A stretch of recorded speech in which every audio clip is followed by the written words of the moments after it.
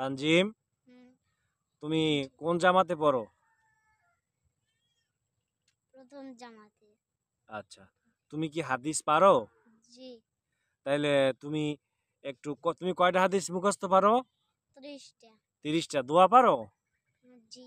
মাসালা পারো? জি। কালিমা পারো? জি। আচ্ছা, তাইলে তুমি এক কাজ করো, তুমি আমাদেরকে দুইটা হাদিস শোনাও তো। 26 নম্বর এবং 27 নম্বর হাদিসটা শোনাও তো।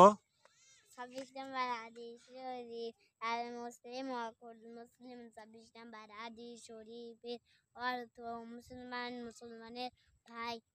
27 নাম্বার হাদিস শরীফ, আব্বুল বিলাদি ইলাল্লাহি মাসাজিদুহা ওয়া বিগাতুল বিলাদি আল্লাহি আসওয়াকুহা। 27 নাম্বার হাদিস শরীফের অর্থ, আল্লাহ তাআলার নিকট সবচেয়ে প্রিয় জায়গা মসজিদ এবং সবচেয়ে খারাপ জায়গা বাজার। মাশাআল্লাহ, খুব সুন্দর হয়েছে। আমরা তানজিমের কণ্ঠে আহ, দুইটা হাদিস শুনলাম।